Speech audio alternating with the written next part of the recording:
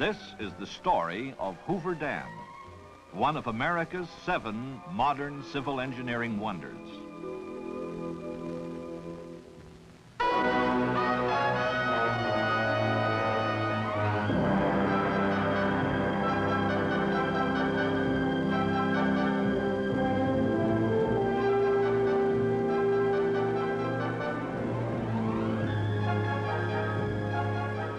Build a dam in the wilderness and the world will beat a path to it. For many centuries, this was a lonely canyon, unseen and untouched by man, scorched by a desert sun, scolded by an angry river slashing its way to the mother sea. Now it lies peaceful and silent, except for the gentle hum of a hydroelectric power plant, the bubbling up of water as it leaves mighty turbines, the cheerful sounds of America and the world on the move to see this pioneer multipurpose reclamation project man built in Black Canyon. Millions come to this once desolate spot to see this engineering wonder, to hear the story of Hoover Dam. Ladies and gentlemen, we're now standing on the powerhouse ramp 560 feet below the top of the dam.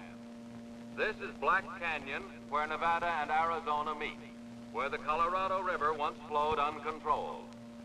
Here is where man conquered this mighty river, placing a concrete yoke about its neck to harness its tremendous water and power resources. The water that flows through the canyon. Through the ages, the river has gathered to its bed the snow-fed rivulets of the Rockies, flowing southwestward in its wild 1,400-mile descent to the Pacific Ocean, gouging great canyons, piling up great deltas of silt in the valleys. Early settlers were at the mercy of this untamed giant. Melted snow from the mountains each spring swelled the Colorado River into a raging torrent, flooding fertile valleys along its banks, destroying farmlands, homes, and cities. In 1905, the Colorado cut through its banks below the Mexican border and for 2 years poured unchecked into the Salton Sink, forming an inland sea. After each spring's flood, when the river had spent its fury, it dried to a trickle.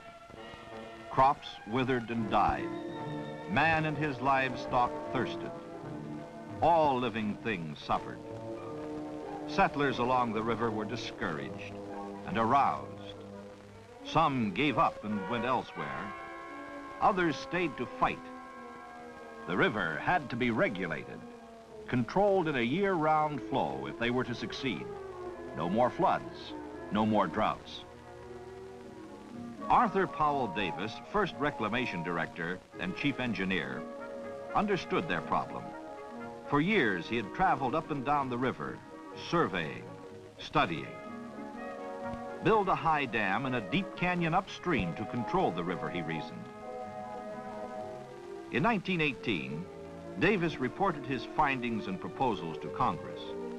Congress responded in 1928, passed the Boulder Canyon Project Act, authorizing construction of Hoover Dam to control and regulate the Colorado River, and the All-American Canal System to deliver water to farmlands on the lower river. In 1930, President Herbert Hoover, for whom the dam is named, signed the appropriation bill to begin construction.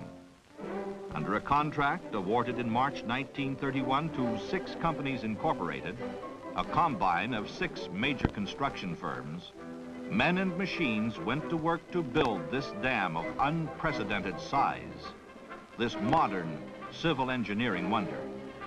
Reclamation engineers rushed to completion specifications and design drawings. Crews at the dam site completed their surveys and investigations. The thunder of man's determination to conquer the Colorado reverberated between the sheer cliffs of Black Canyon as construction got underway. The first major task was to divert the river around the dam site. To do this, 4 tunnels, 2 on each side, were drilled through the canyon walls. Each 56 feet in diameter, they averaged 4,000 feet in length. Drill holes were packed with dynamite and blasted. After each explosion, shovels and trucks entered the tunnels, mucked out the shattered rock, and dumped it in nearby gulches. Workmen excavated over 1.5 million cubic yards of blasted rock material from the 4 tunnels in 13 months. The tunnels then were lined with concrete 3 feet thick.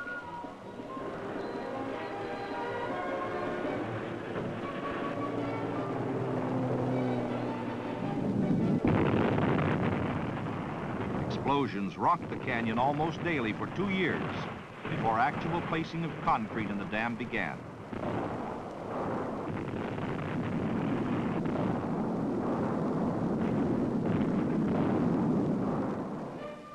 Acrobatic workmen called high-scalers prepared the canyon walls for each blast. Suspended on ropes, they drilled holes in the rock and loaded them with dynamite. After each explosion, these daredevils swarmed over the cliffs, prying loose rock and clearing the walls of debris.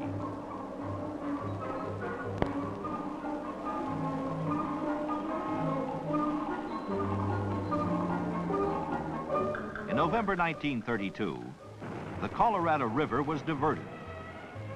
Under control for the first time in its history, the river flowed around and past the site.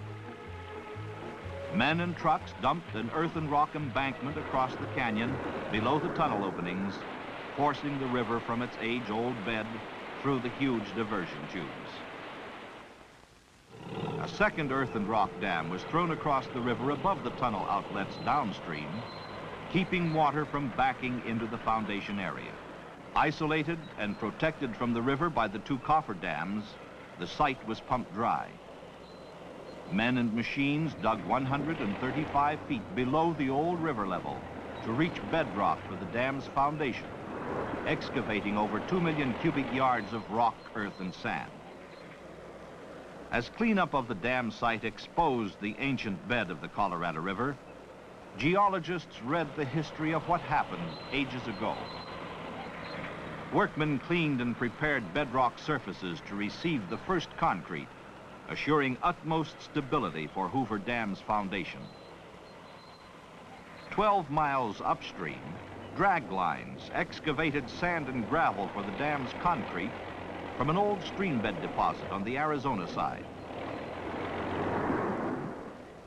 A train hauled this raw material to an aggregate plant across the river, a few miles above the dam site. Here, the sand and gravel passed through various processes of screening, grading, and washing until it emerged as unexcelled aggregate. Then it was stockpiled according to sizes to await its trip to the dam site. This processed aggregate moved as called for in a steady flow over the railroad to 2 mixing plants, one in the canyon bottom and the other on the Nevada rim. There, sand and gravel were blended with cement into a uniform mix, meeting rigid specifications for the 4.5 million cubic yards of concrete to be placed in the dam structures.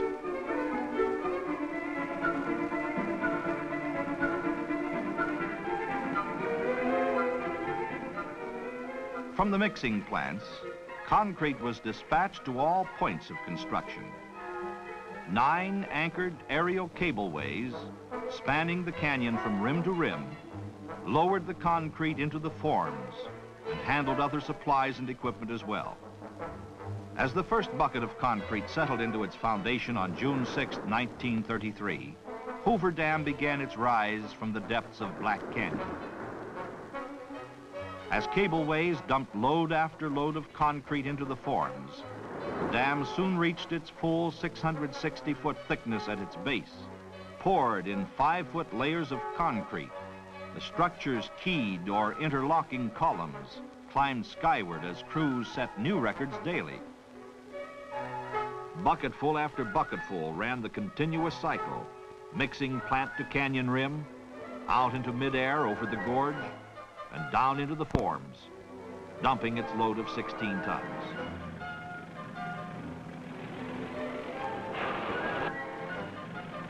Crews vibrated and compacted the fresh pours, while buckets returned again and again to the mixing plants to be filled with more concrete or other waiting forms.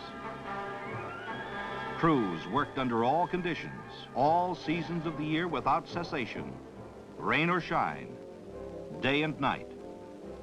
By June 1934, 1 year after the first pour, 2/3 of the dam's concrete had been placed in the forms. Hoover Dam had risen to an impressive height, already taking its place as one of the world's wonders.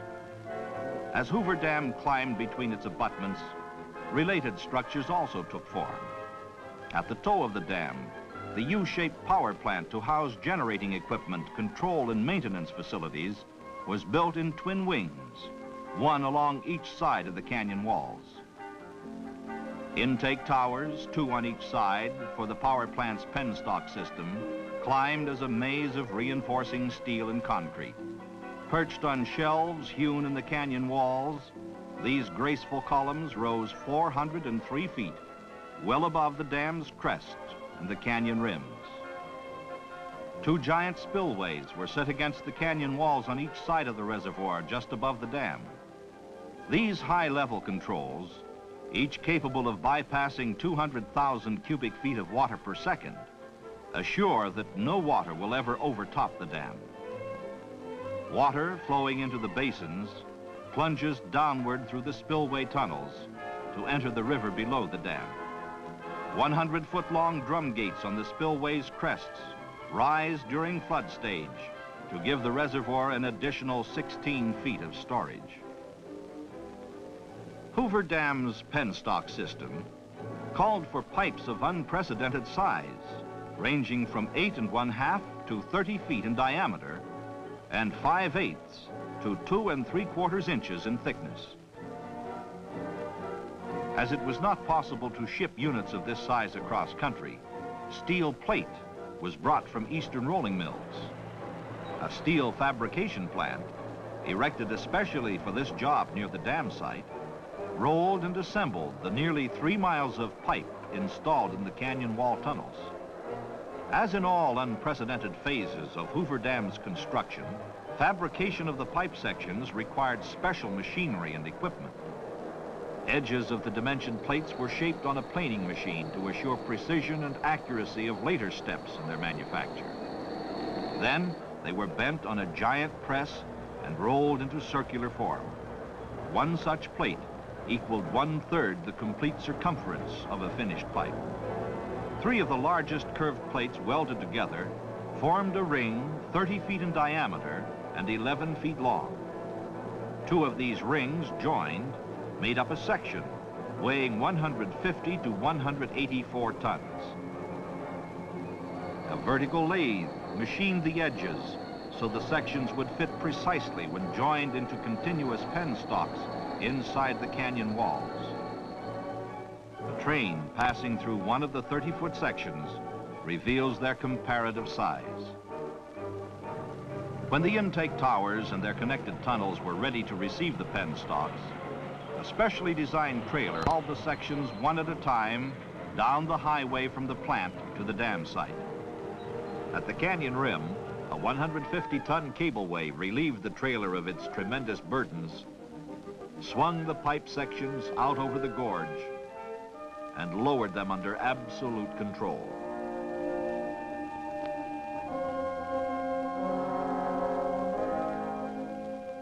Trailers waiting at portals of the access tunnels carried them to their permanent connections inside the main tunnels. The pipe sections were hoisted into location with cables and joined end-to-end pressure pins to form continuous conduits between the intake towers, turbines, and outlet valves. While this and other work on the pertinent features was going on, a continuous stream of concrete had been pouring into the dam forms. The structure neared its full height of 726 feet, far above the crest of any other dam yet built by man. On May 29, 1935, 2 years after they had begun pouring, crews placed the last concrete in Hoover Dam, a total of 3 1/4 million cubic yards. This modern civil engineering wonder stood completed 2 1/2 years ahead of schedule. On September 30th, 1935, President Franklin Delano Roosevelt dedicated Hoover Dam to the nation's progress. He praised its designers and builders. The dam stood like a sentinel, white and beautiful in the desert sunlight, guarding the river and its downstream wealth. Floodwaters lapped helplessly against its arched back as the reservoir filled. This man-made inland sea spread into the valleys and canyons among the colorful hills and mountains.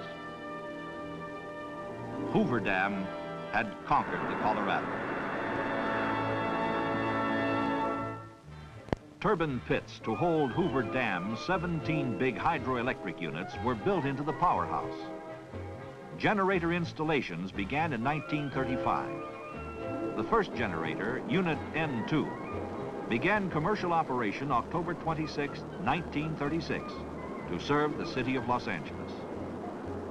In ones and twos, the generators filled the pits as demand for electrical energy in California, Nevada, and Arizona called them into service. Finally, in 1959, manufacture and installation of the last generator, N8, began.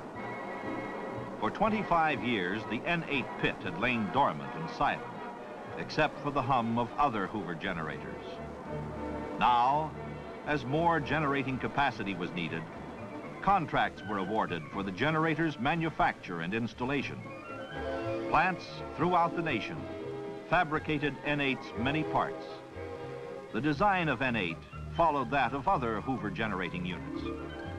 It is a 95,000 kilowatt, 60-cycle, 16,500 volt generator driven by a 115,000 horsepower turbine. Falling water from the reservoir, which spins and powers the turbine wheel, is controlled by a huge butterfly valve, which permits the water to flow to the turbine from the feeder penstock. Weighing 2,000 tons, N8 parts were shipped to Hoover Dam on 60 rail cars. Arriving at the canyon rim overlooking the dam, the parts were lifted by cableway out over the canyon and down to the powerhouse. Parts descending into the gorge on strands of cable were familiar and almost daily sights, reminiscent of previous installations. And the main cableway operator was the same one who had helped install and operate the cableway during the dam's construction in the early 1930s. Others likewise had worked on the project throughout its construction.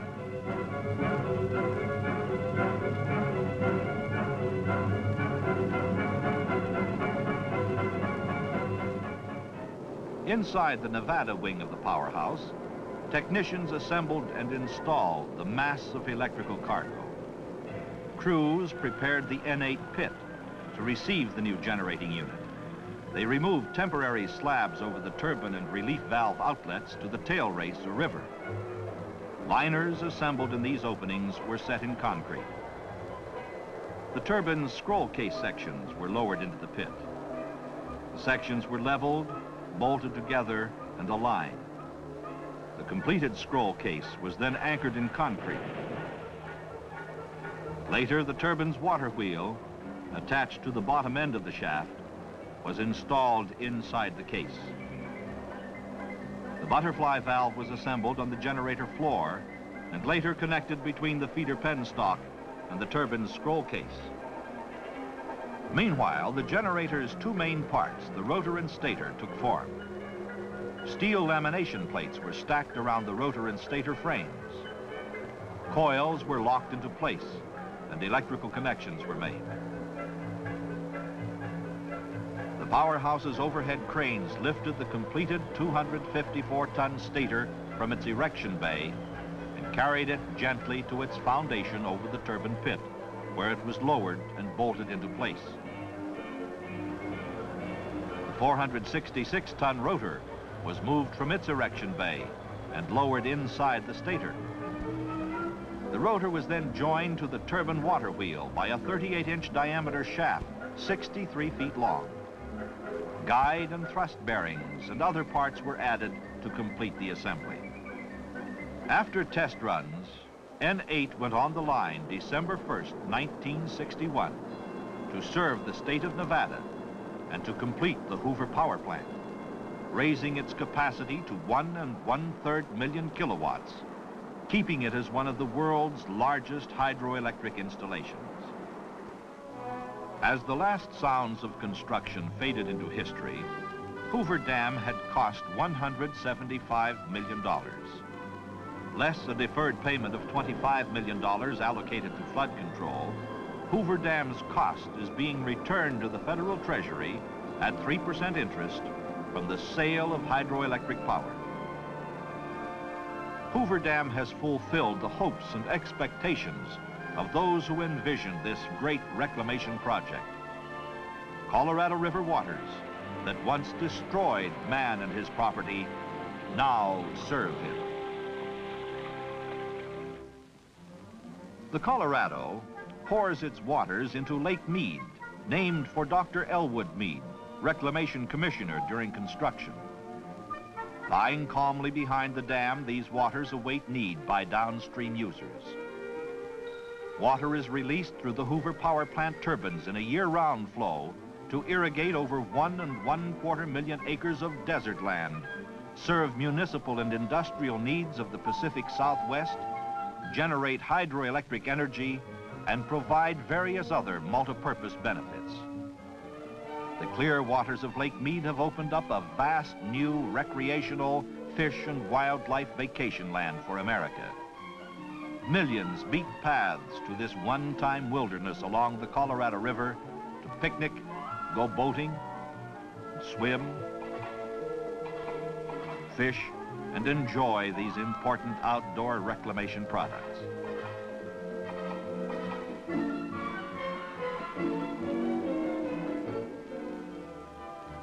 Hoover Dam and its power plant work around the clock to serve water and power needs of the Pacific Southwest. Water from Lake Mead, passing into the intake towers, falls over 500 feet through the penstocks to spin the giant turbine wheels and then discharged to the river. This action is repeated at downstream reclamation dams. Transformers step up Hoover Dam voltage as it comes from the generators. Lines carry this power up over the powerhouse roof to the switchyard. From there, it is transmitted over lines across the desert. The river flows southward, and along the way, man diverts from the controlled stream to sustain his prosperous way of life. 67 miles downstream, Davis Dam re-regulates the Colorado's flow, releasing water through its power plant turbines to irrigators in this country and Mexico. Davis Dam generators interconnect with those at Hoover Dam upstream and those at Parker Dam downstream. This energy goes out over transmission lines of the Parker-Davis project to farms, homes, and factories. Much of this Colorado River energy pumps the farmers' irrigation and drainage water.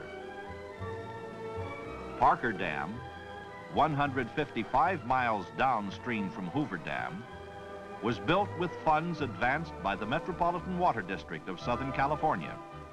Parker Dam provides a forebay for the district's Colorado River Aqueduct, another one of America's 7 modern civil engineering wonders.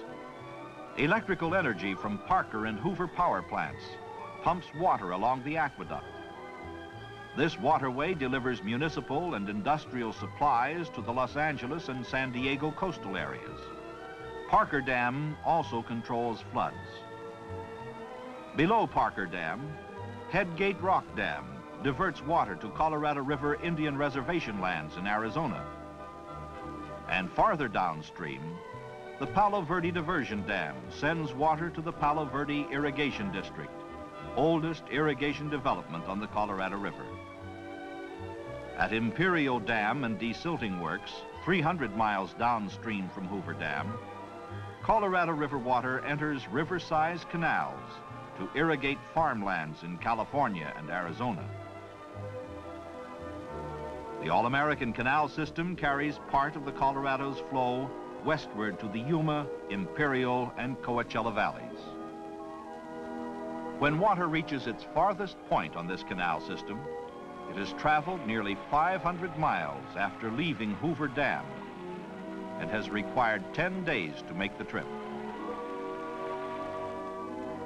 The Gila Gravity Main Canal takes water from Imperial Dam south and east to valley and mesa lands of the Gila and Yuma auxiliary projects. Mexico's share of Colorado River water to irrigate lands below the border passes Imperial Dam, and most of it is diverted at Morelos Dam into the Alamo Canal. The non-surplus food, fiber, and forage crops grown on lands nourished by water from Hoover Dam find ready markets throughout the nation. While snow-covered lands lie idle, winter fruits and vegetables grown in the warm Southwest with Colorado River water are shipped to dinner tables across the nation. In return, these irrigated areas buy farm machinery and other products from the manufacturing centers. This exchange of goods between West and East, North and South, has helped develop America's free enterprise prosperity.